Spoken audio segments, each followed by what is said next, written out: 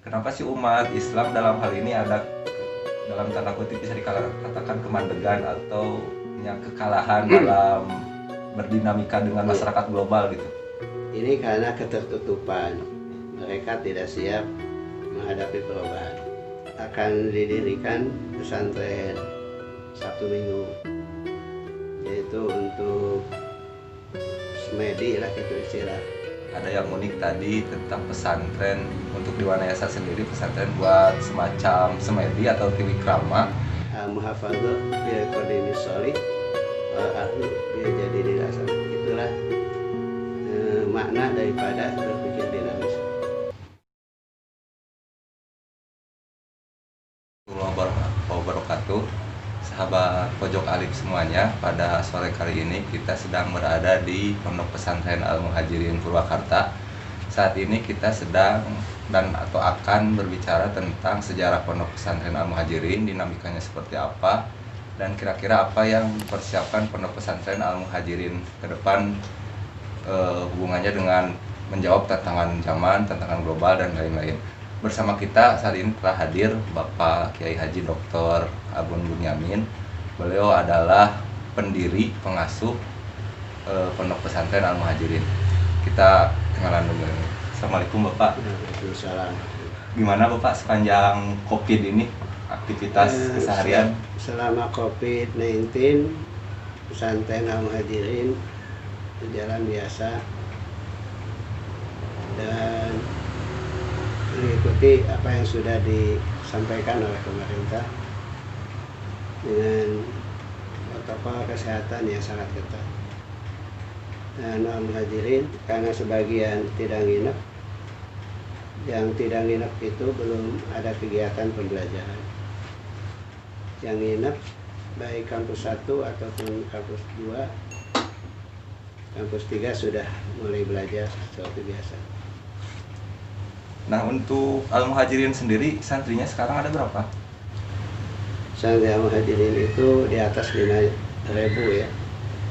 Hanya sebagian santri Al-Muhajirin itu sekolah full day, dan selain itu ada yang nginep 1 kali 24 di pondok pesantren.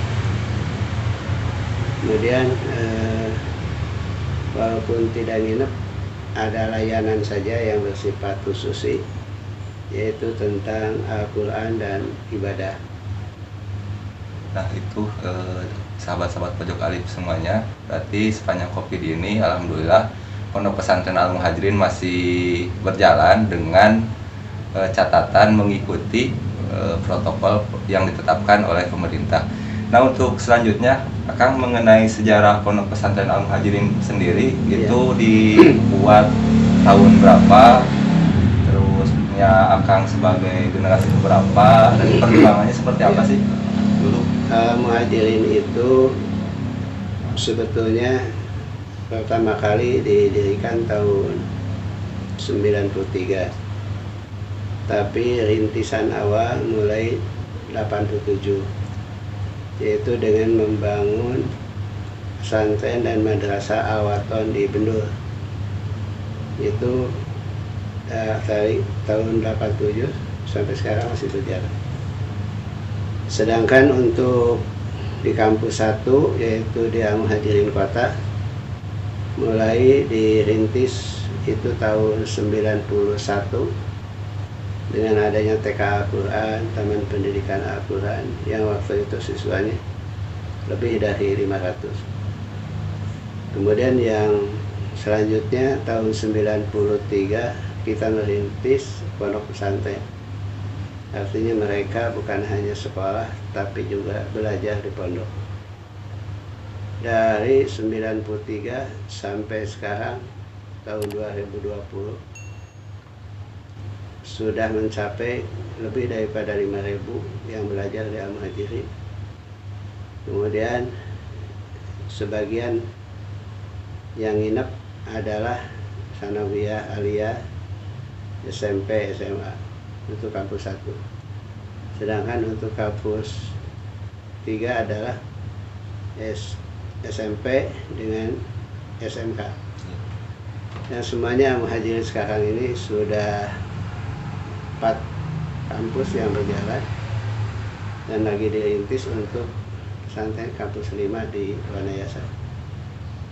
Kemudian dari nol Pondok Pesantren Al-Muhajirin bisa berjalan step by step, tahap per tahap, yang akhirnya sampai sekarang ini ada 3 unit SD, SD1, SD2, SD3. Kemudian kalau SMP ada 3 unit, yaitu kampus 1, kampus 2, dan kampus 3. Thanawiyah 2 unit. Kemudian Aliyah 1 unit, SMA 1 unit, SMK 1 unit. Kemudian ada TK, ada playgroup, ada perguruan tinggi, yaitu Sekolah Tinggi Agama Islam Al-Muhajirin. Al-Muhajirin alhamdulillah didukung oleh 5 kelompok. Pertama oleh para ulama, karena waktu itu kami sebelum mendirikan konsul dengan banyak ulama. Kedua adalah umaro, kita juga tidak pernah meninggalkan aturan yang berlaku untuk daerah ataupun pusat. Kemudian ada kegiatan selain daripada itu adalah usaha.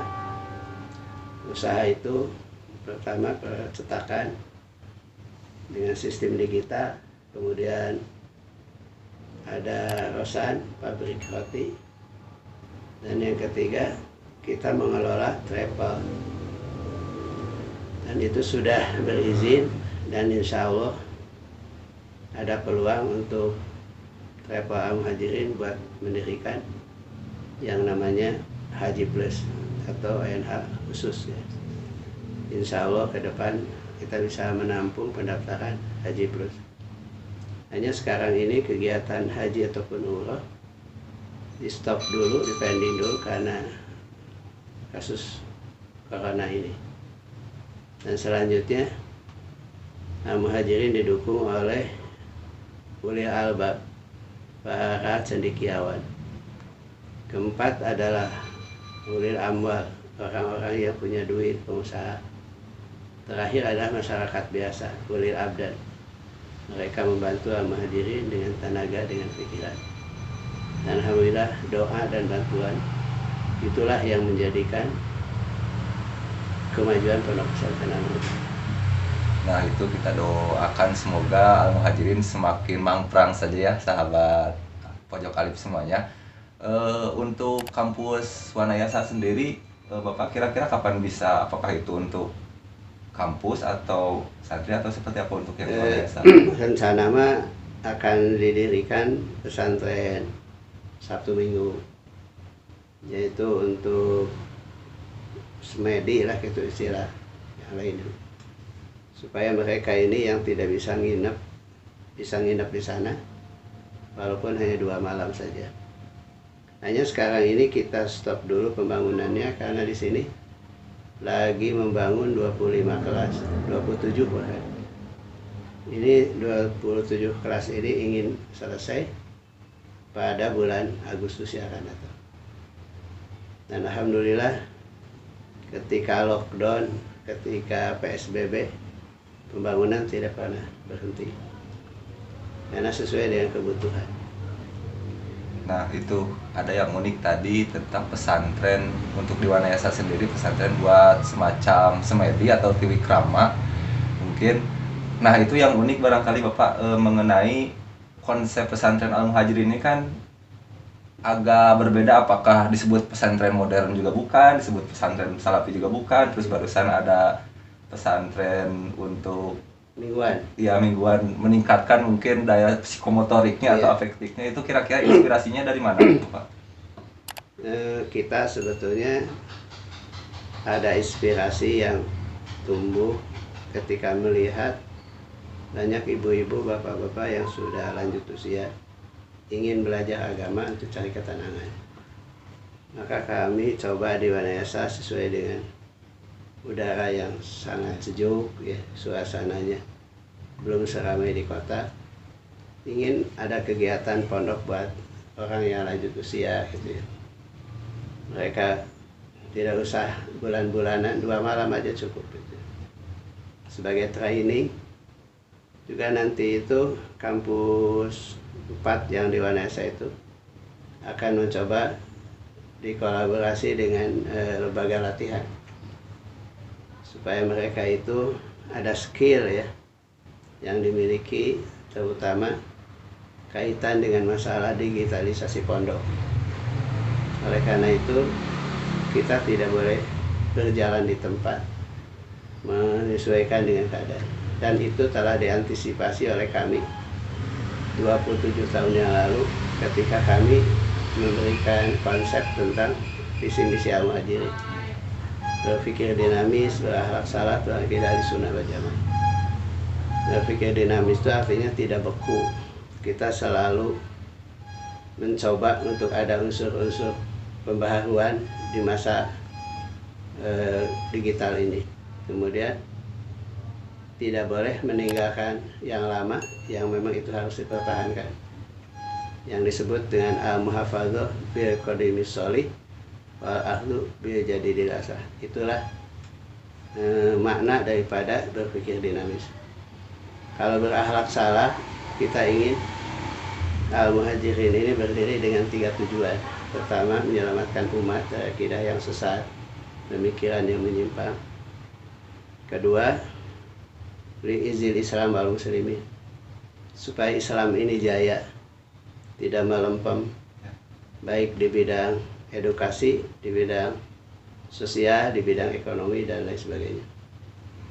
Kemudian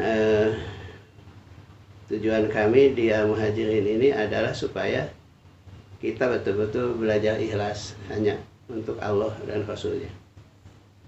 Itulah yang disebut dengan berpikir dinamis, berakhlak saleh. Kalau terakhir akidah ahlussunnah wal jamaah.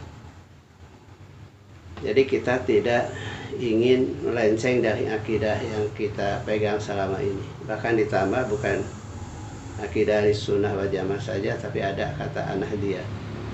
Karena kami dari sejak dulu sudah diarahkan oleh guru kami, yaitu Kiai Haji Ilyas Suhiyat, dan saya belajar sana 4 tahun kurang, diasuh sama Kiai Haji Ilyas Suhiyat, bahkan pernah digurukan juga sama Abah Ruhiyat, yaitu perintis pertama daripada pesantren Cipasung.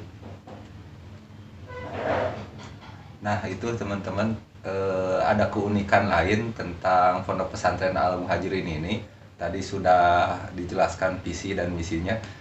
Cuman untuk agak unik tadi dari jawaban Bapak adalah bagaimana masyarakat di era modernitas, atau dalam hal ini tadi disinggung masalah teknologi.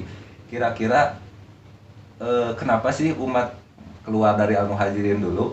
Kenapa sih umat Islam dalam hal ini ada dalam tanda kutip bisa dikatakan kemandegan atau kekalahan dalam berdinamika dengan masyarakat global gitu?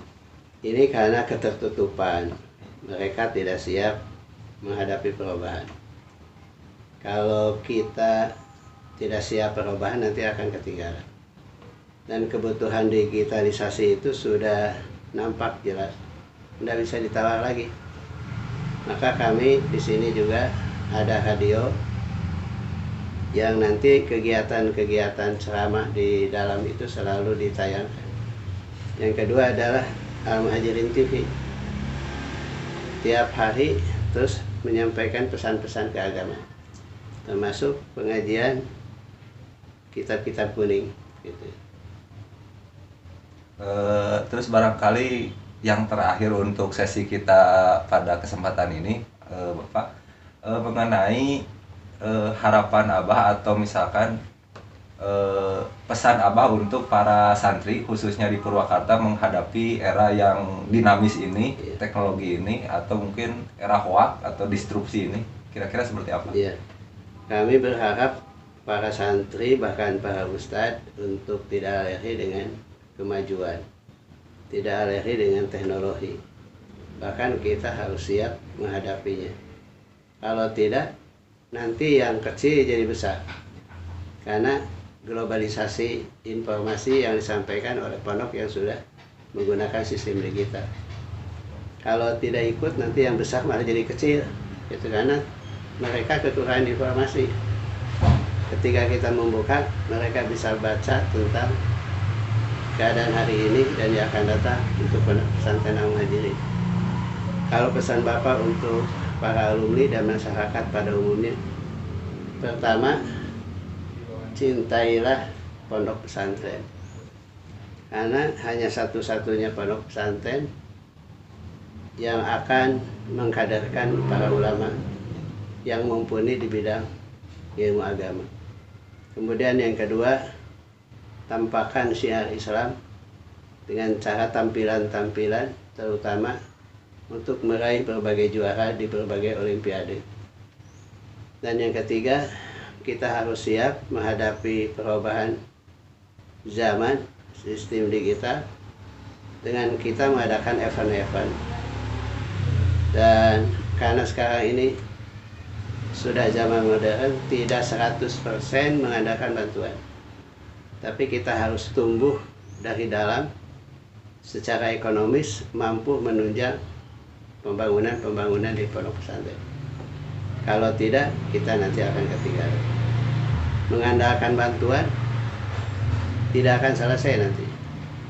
Maka kita harus mencoba kemandirian. Makanya kami setiap bulan ada umroh, tiap tahun ada haji, tiap hari bisa pesan cetakan buku, majalah, kemudian banner itu sudah dicetak di Al-Muhajirin. Dengan tempo 5 menit sudah jadi gitu. Nah, itu salah satu yang baru lagi di dunia percetakan. Mungkin moderator kurang tahu. Nah, paling terakhir ini Bapak, mengenai ini bukan pertanyaan yang ini, tapi sangat cepat. Tokoh ulama atau ilmuwan Islam yang menjadi inspirasi Bapak saat ini siapa sih? Yang menjadi inspirasi Bapak kalau tokoh lokal adalah Kiai Haji Ilyas Suryat. Ya. Kalau tokoh yang bersifat global, kita sangat tertarik dengan pemikiran daripada para ulama, seperti para ulama yang ada di Yaman. Walaupun negaranya miskin, tapi agama hidup. Walaupun banyak kasus peperangan, tapi perkembangan agama tidak mandek. Oleh karena itu, idola kami yang lokal itu adalah Kiai Haji Ilyas Suryat sebagai figur kami dan kiblat kami di dalam mengembangkan pondok pesantren Al-Muhajirin. Kemudian yang terakhir, kita ini selalu mengikuti pemikiran Kiai Haji Hasyim Asy'ari. Kita selalu baca. Kalau tokoh legendaris, ya kami membanggakan adanya pendiri daripada Nahdlatul Ulama. Nah, itu barangkali ke depan kita akan membedah secara khusus mengenai tema-tema itu, Kiai Haji Ilyas Suryat atau Kiai Haji Hasyim Asy'ari, dan tadi ketika tokoh-tokoh ulama di Yaman ya Pak. Iya. Nah, itu saksikan terus. Terima kasih Bapak Kiai. Allahumma wafiq ila aqwamit thoriq. Assalamualaikum warahmatullahi wabarakatuh.